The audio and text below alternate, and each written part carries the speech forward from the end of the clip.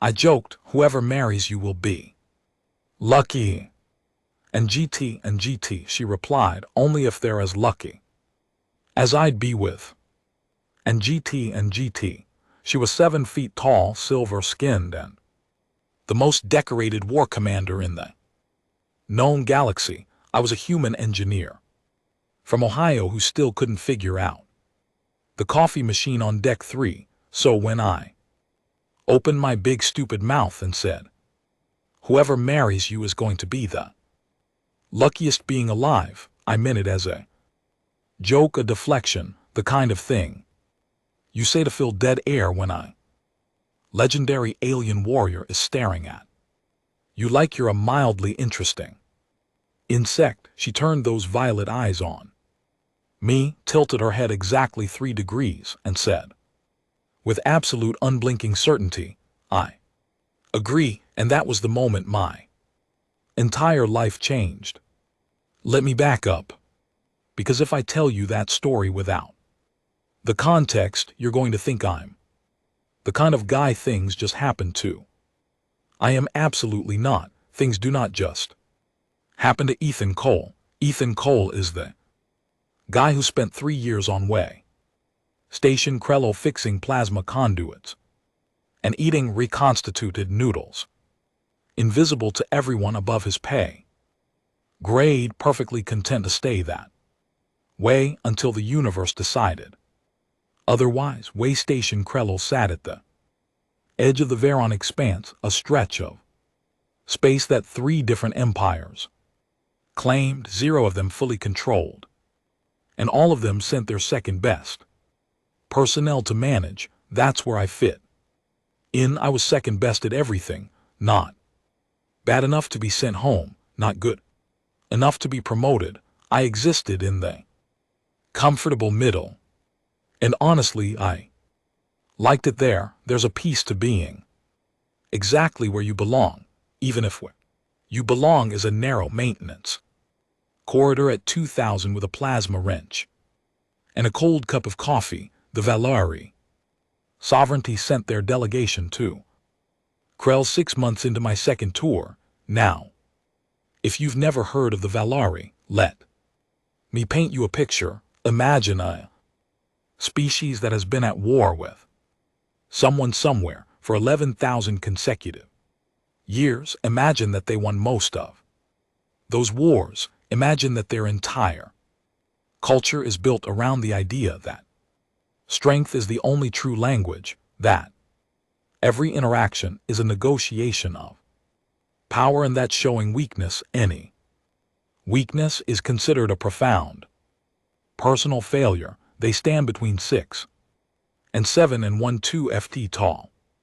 Their skin ranges from deep charcoal to pale silver, depending on their bloodline. Their eyes are violet or gold, and they move through space like they own it, because in most of the galaxy they do. The Valeri commander who arrived on Krell was named Zara Sorin, and the moment she stepped off that transport, I felt the entire station hold its breath. I was standing at the back of the welcome assembly because of course I had a conduit repair scheduled for 1,400 hours, and I only stopped by to grab protein bar from the commissary, and even from 50 ft back she was unmistakable, not just because of the height or the silver armor that caught the light like a second skin, or the single scar that ran from her left temple to the corner of her jaw. She was unmistakable because of the way she looked at everything, not like someone arriving somewhere, like someone assessing a position. She looked at the welcome committee and cataloged them in about 4 seconds flat.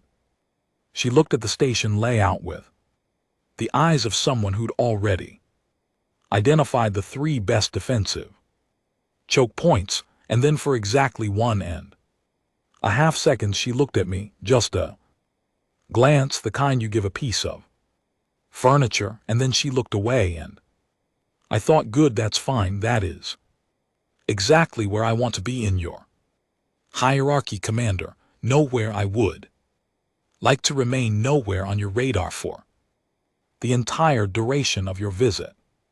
Please and thank you. That plan lasted 9 days.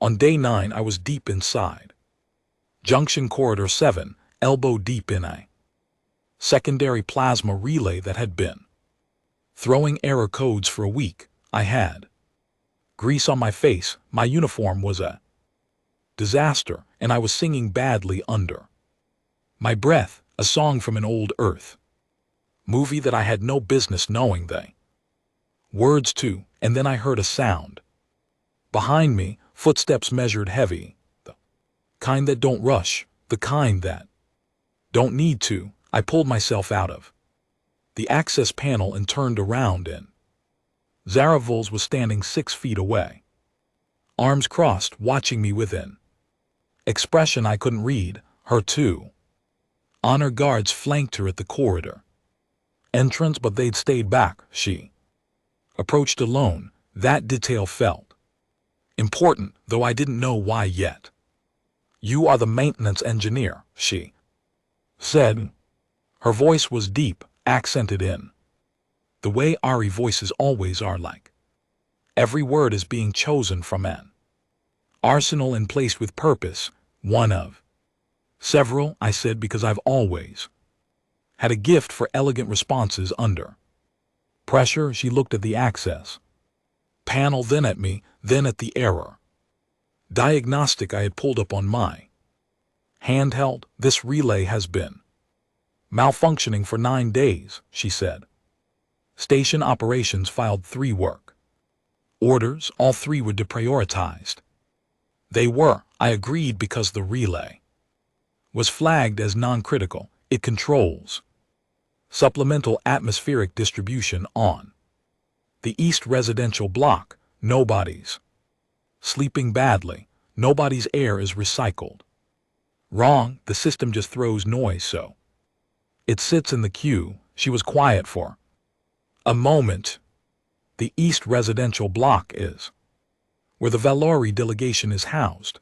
I looked at her. She looked at me. Oh, I said, my 3rd adjutant, she said slowly, has not slept in 4 days because the atmospheric oscillation in his quarters produces a frequency that disrupts Valari neurological rest cycles. He has been performing his duties, but he is suffering. Now here's the thing about that moment. Most people in my position would have apologized immediately, scrambled to explain the bureaucratic delay, promised to escalate immediately.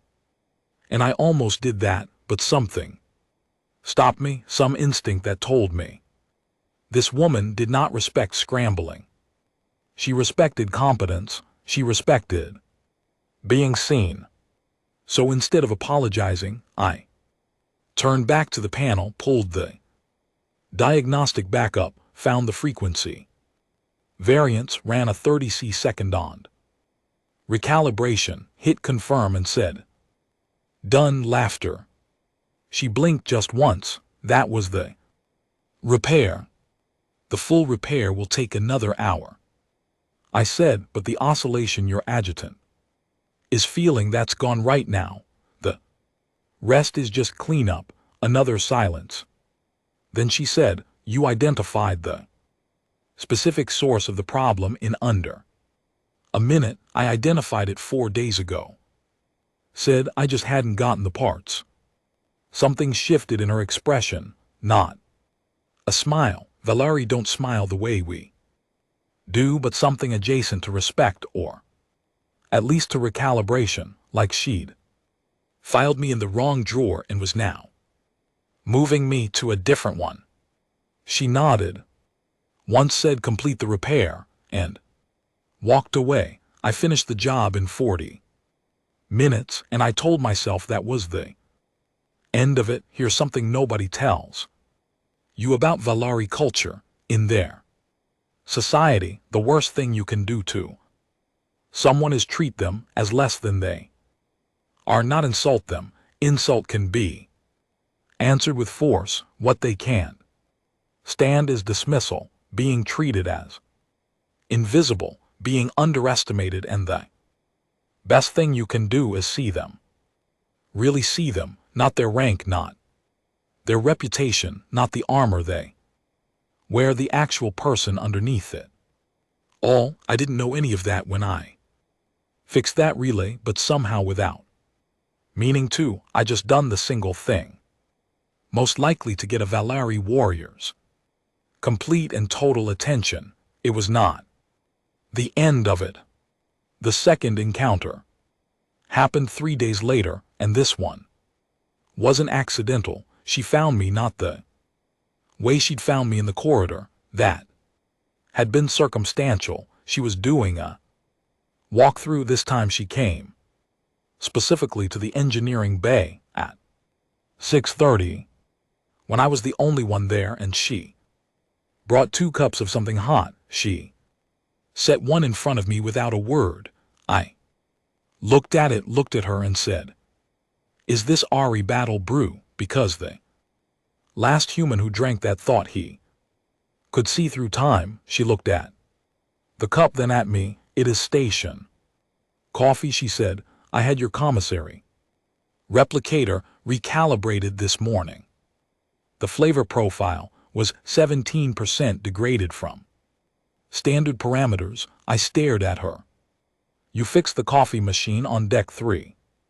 "I had it fixed," she said with the slightest distinction in her tone. "I do not personally repair coffee machines.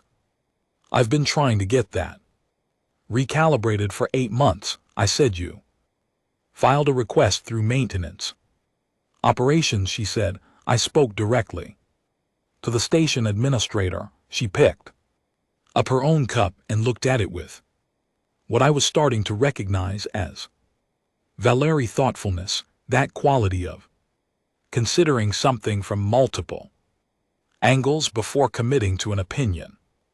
Humans value caffeine intake highly. This seemed like a reasonable expenditure of social capital. "I want you to sit with that for a second." This woman, a decorated war commander, the head of the most powerful sovereignty delegation in the sector, used her political leverage with the station administrator to get my coffee machine fixed because she thought it was a reasonable expenditure of social capital. In Valari terms, she just moved me from furniture to person. I didn't fully understand that yet, but I felt it. Something had shifted and I didn't know what to do about it, so I did what I always do. I said something honest and slightly ridiculous. "Thank you," I said. "That's genuinely one of the nicest things anyone has done for me in 2 years on the station." She looked at me with those violet eyes and said, "That is a low bar, Engineer Cole." "Ethan," I said. "You can call me Ethan." She considered this. "Zara," she said. Just that, like she was testing how it felt to say her own name without the rank attached. We drank terrible but now slightly less terrible coffee in silence for a while, and I realized I wasn't uncomfortable. That was strange. I'm uncomfortable in most silences, but hers had a quality to it. It didn't demand to be filled. It was a working silence, the kind that meant she was thinking, not expecting anything from me, and that was more relaxing than anything I'd experienced in months. She started coming by in the mornings after that. Not every day, maybe 3 times a week. Sometimes she'd ask me technical questions, things about the stations, systems that she'd been briefed on but wanted a ground-level perspective for. Sometimes she'd just stand there while I worked, observing with that same measuring attention she gave everything. Once I asked her why she was watching, and she said with complete sincerity, "You solve problems in a way I find strategically interesting." I told her that was the most romantic thing anyone had ever said to me. She did not understand why that was funny. I explained. She thought about it for a long time, then said very seriously, I do not intend romance engineer. I intend assessment. And I said, I know that's what makes it funny. And she looked at me for a long beat, and something at the corner of her mouth moved, not quite a smile but the implication of one, the ghost of one, and I felt something in my chest that I didn't have the vocabulary for yet. People always talk about falling in love like it's a single moment, a lightning strike, a threshold you cross, but that's not what it feels like from the inside. From the inside, it feels like a series of small recognitions, a cup of coffee recalibrated, a silence that doesn't need to be filled, a message you save. When you never save messages, you don't notice the falling, you only notice it when you look down and realize you're already a 100 ft off the ground, and somehow that doesn't terrify you as much as it should. The snort situation on Krell was getting complicated in the background of all this, and I want to be honest, I've been mostly ignoring it. The three empires sharing jurisdiction over the station had been in formal dispute negotiations for about 2 months, and the talks kept stalling. The Valeri wanted control of the Expanse shipping lanes. The Cathori Compact wanted resource extraction rights to the asteroid belt on the station's outer perimeter. The human-led alliance wanted a standing peace treaty and everyone to just calm down. Nobody was getting what they wanted. Tensions were high, and every 3 or 4 days something went wrong. Diplomatic incident, a shoving match, a common area, a supply requisition that got mysteriously rerouted to the wrong party. I stayed out of it. That was the plan. The plan broke down on a Thursday afternoon when Zara came to the engineering bay, and her face was doing something I hadn't seen before. It was controlled. Valeri faces are almost always controlled, but underneath the control there was something tight, something held back by discipline alone. She sat down across from me, which she'd never done before, and she said, I need an outside perspective on what? I said. The Cathori delegation submitted proposal this morning that they know the alliance will reject. She said they structured it that way intentionally. They want the talks to collapse. If the talks collapse without resolution, the station goes into administrative neutral status, which gives the Cathori emergency extraction rights to the asteroid belt under Section 7 of the Neutral Territories Act. They've been engineering this outcome for 6 weeks.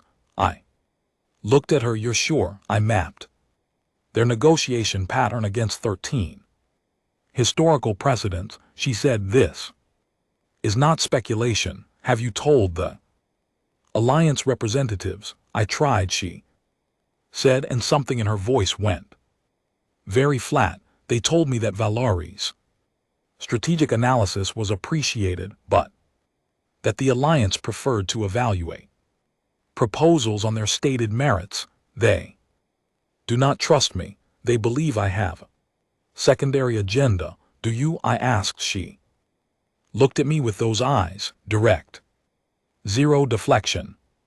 Yes, she said, I want the shipping lanes, but I also need this station to remain stable because it is the only neutral ground within 6 sectors where I can continue these negotiations. If the Cathori collapse the talks, I lose the shipping lanes, the station, and 2 years of diplomatic investment. She folded her hands on the table in front of her. I need someone the alliance representatives trust to present this analysis. I'm an engineer.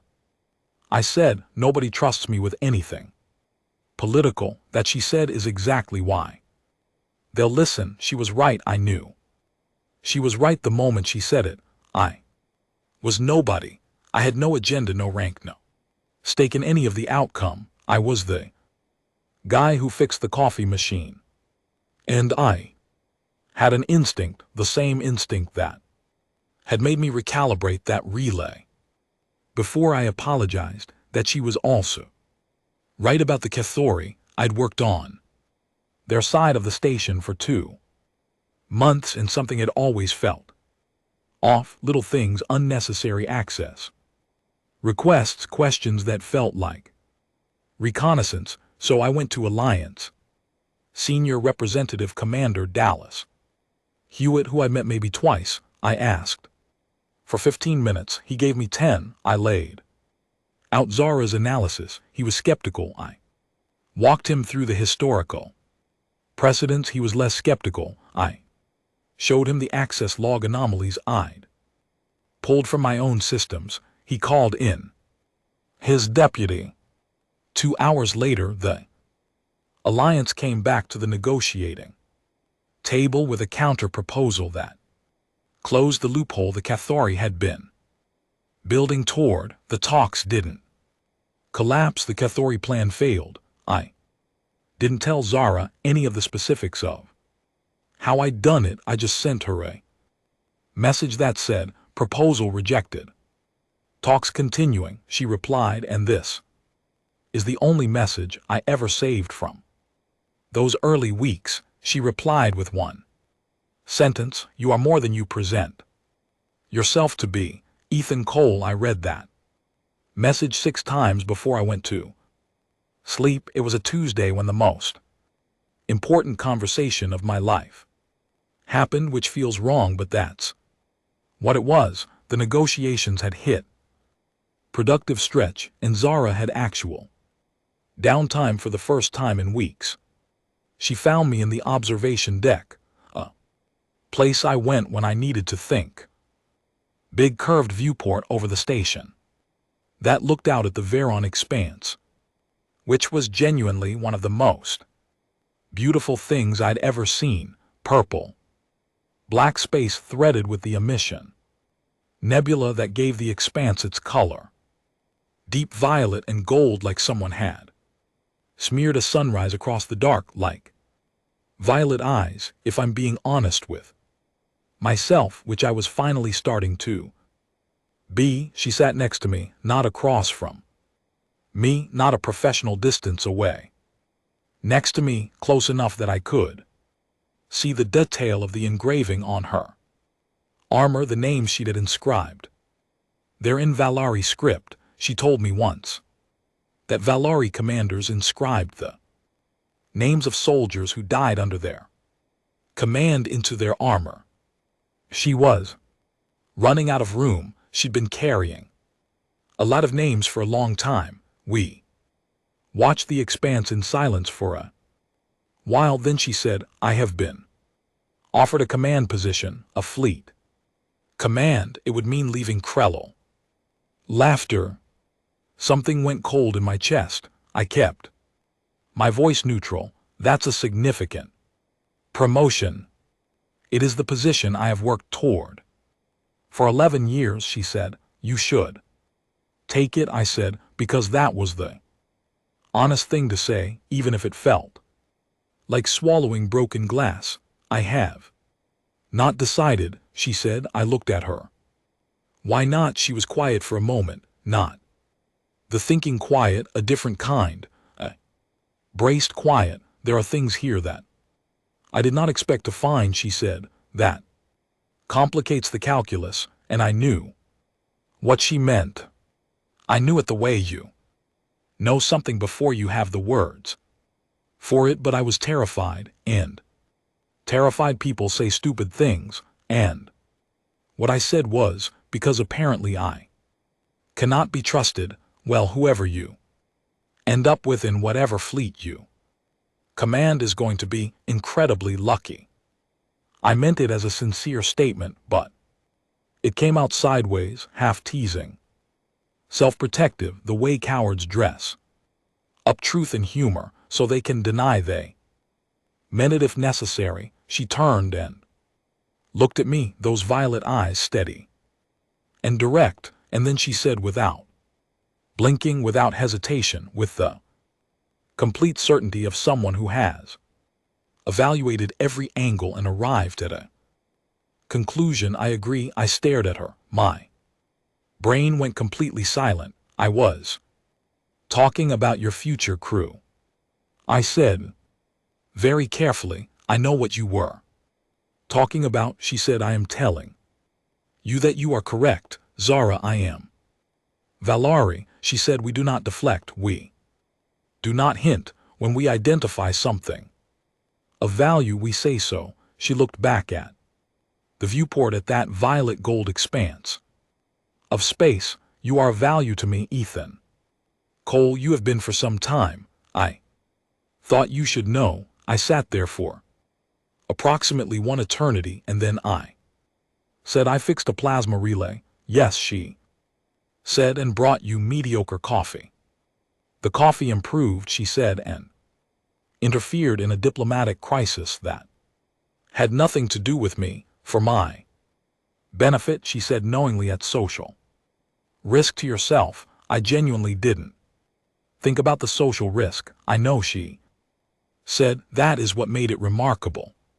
She looked at me again, and that not quite smile ghost was back stronger this time, almost visible. You are strange, Ethan. Humans are strange. You pretend to be less than you are, and then you exceed expectations without seeming to notice. You solve impossible problems, and then apologized for taking up space.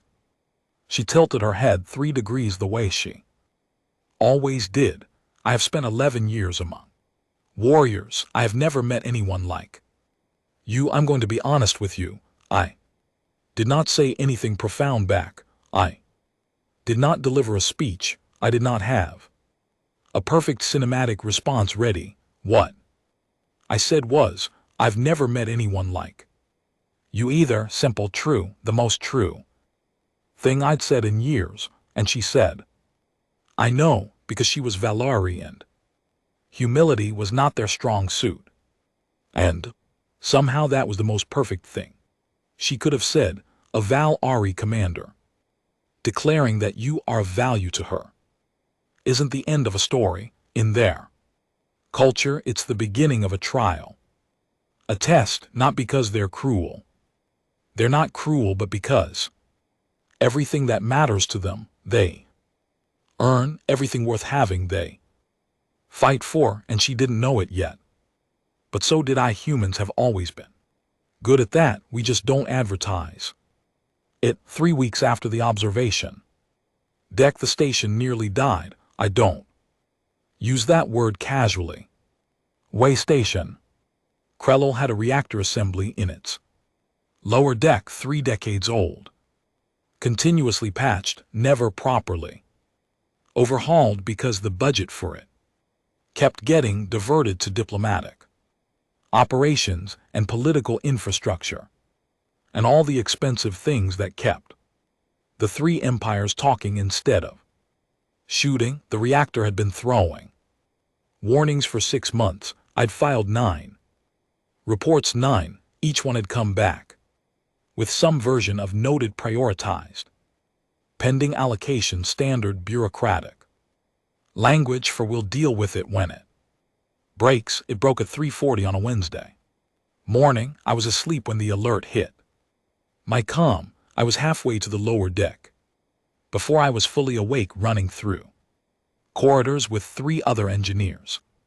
And when we got down there and opened the access bay, the lead engineer looked at the readouts and said with admirable calm for a man staring at a potential extinction event, we have maybe 2 hours. The failure cascade had already started. The primary containment on Reactor 2 was degrading, and if it hit critical, the secondary containment would absorb the initial explosion but almost certainly fail within minutes.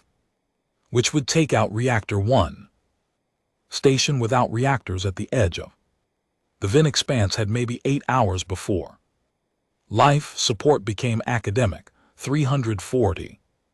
People on the station, diplomatic. Delegations from 3 empires, a 2-hour window in which to either fix it or get everyone out. The problem was the evacuation math didn't work.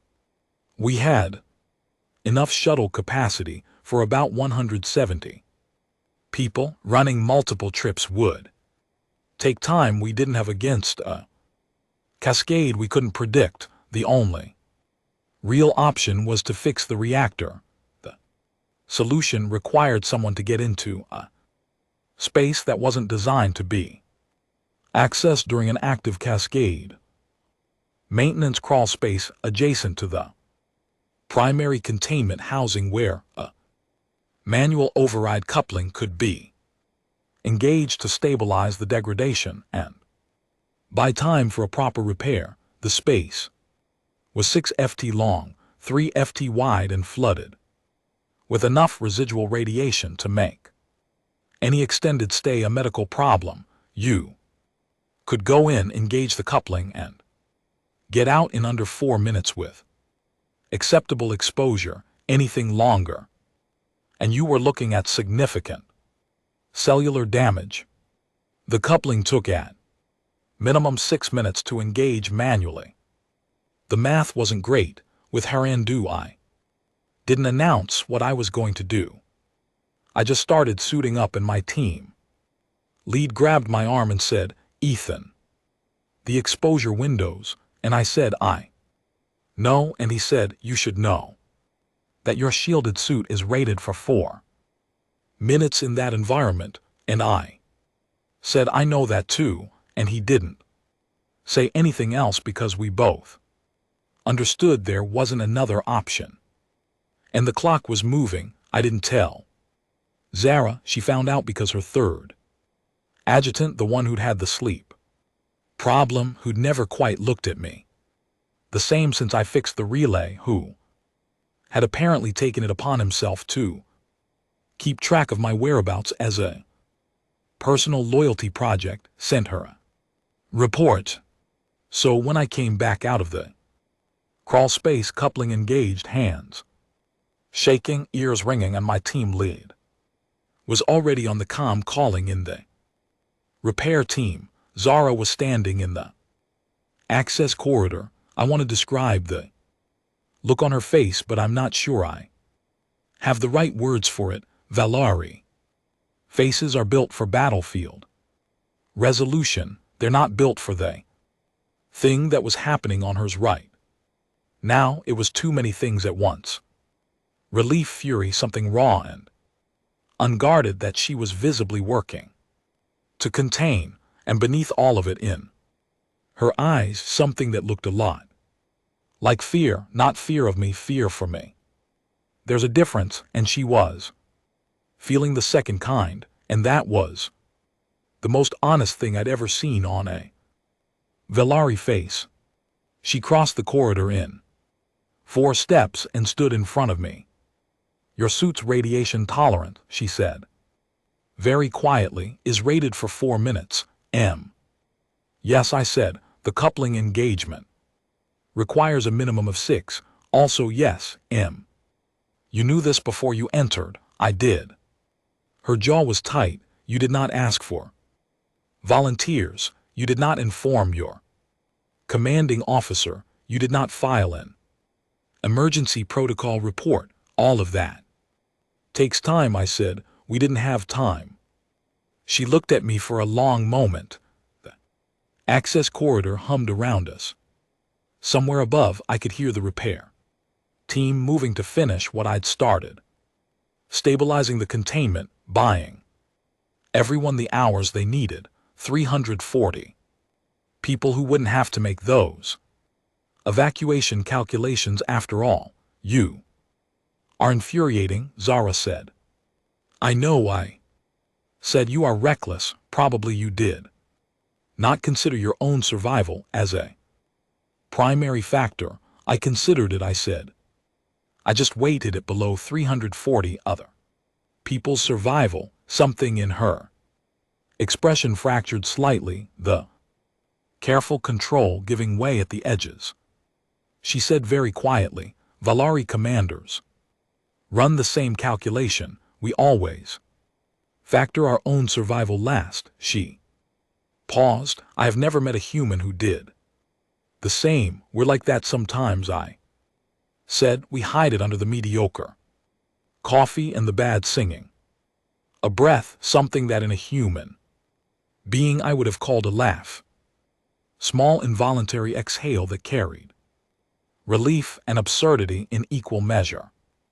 The most un-Valeri sound I'd ever heard. Her make, and then she did something I had never seen AI do. She put her hand on my face, one large silver warm hand, against my jaw, and she said, "I am going to decline the fleet command position. Min, I have thought about it for 3 weeks," she said. "The calculus is clear. The things I did not expect to find here outweigh 11 years of trajectory." Her eyes were steady. "But if you do something like this again, without telling me, I will personally put you in a medical bay and sit outside the door until you are no longer dangerous to yourself." "Is that a Valari proposal?" I asked. She considered the phrase. "It is a declaration of protective intent," she said seriously, "which in Valari courtship tradition is approximately the 3rd stage." I stared at her. "How many stages are there?" 7, she said. "What are the other 6? "I will explain them," she said. "When you are not irradiated." I went to medical. She sat outside the door for 36 hours. I know, because every time I woke up, I could see her shadow through the privacy glass. When I was finally cleared to leave, she was still there, standing with her arms crossed and her face doing its most carefully neutral expression. And the first thing she said when I walked out was, "Stage 4 is the exchange of names in the first form. We have already completed this." "We have," I agreed. "Stay 5, she said, "involves the sharing of a significant failure, a vulnerability, something most would not reveal." I thought about it for about half a second. "I've filed 9 maintenance reports on that reactor over 6 months," I said, "and I didn't escalate any of them outside normal channels. I could have gone directly to the station commander. I didn't. I trusted the process, and 340 people almost died because of it." She looked at me. "Why did you not escalate?" "Because I thought I was nobody," I said. "I thought that was just how things worked. You file the report. You wait, you don't push, you don't make noise." I looked at her. "You taught me that wasn't true, not on purpose, but every time you took something seriously, every time you used whatever leverage you had, even for a coffee machine, you showed me that you push because the thing matters, not because of your rank. Because of the thing." There's a thing that people don't understand about how strength works. They think strength is the absence of vulnerability, that the strongest beings in the room are the ones who need nothing, show nothing, hold everything in with iron discipline and perfect composure. The Valari used to think that too. Some of them still do, but Zara, who had been at war somewhere for her entire adult life, and who had more names on her armor than most commanders twice her age, had figured something out that took most of her species centuries to learn, that real strength isn't the refusal to need anything. Real strength is choosing deliberately and with full awareness what and who you let matter to you, and then protecting that thing with everything you have.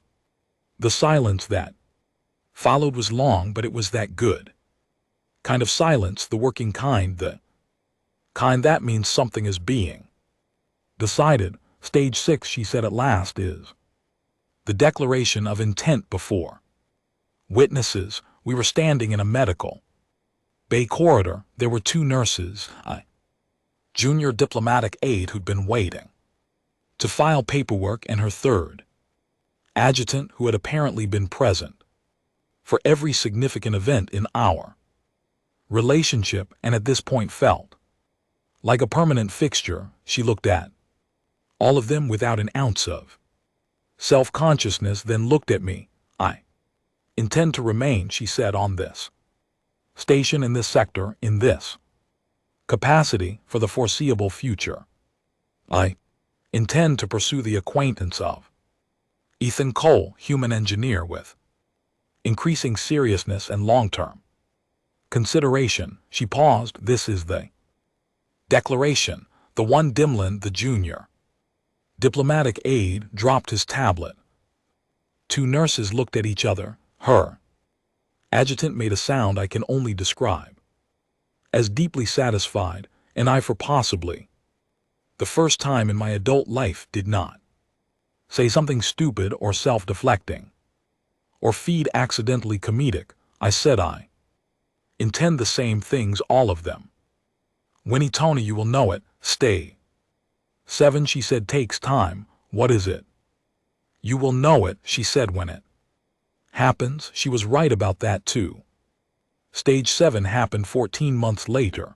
I know it because she told me afterward, standing in front of a viewport that looked out at the Vin expanse, the same one where she'd first told me I was of value, the same violet gold nebula threading through the dark. She presented me with something that I hadn't understood at first, a small piece of armor plate engraved with a single name in Valari script, my name, Ethan Cole, in the angular deliberate letters of a language built for permanence. I held it for a while without speaking, and then I asked her what it meant, and she said, it means you are someone whose loss I would carry. She paused. In Valari tradition, you do not inscribe the living on your armor. It is considered premature. It is considered an invitation to fate. She looked at me. I inscribed it anyway. Why? I asked. Because, she said very simply, you are someone worth the risk.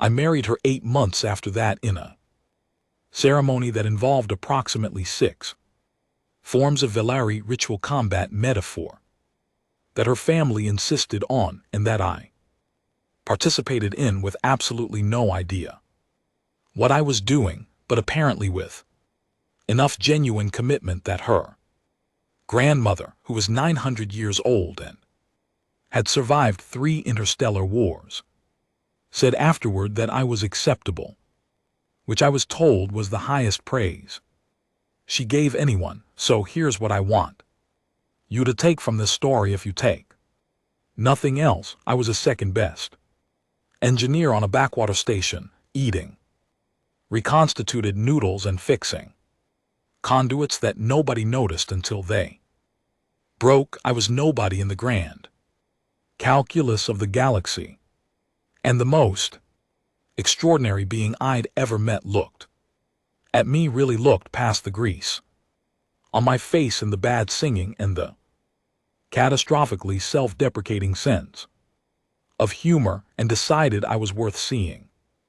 Not because I was exceptional in the ways the galaxy usually values, because I was present, because I paid attention, because when something mattered I showed up for it without stopping to calculate whether I was qualified.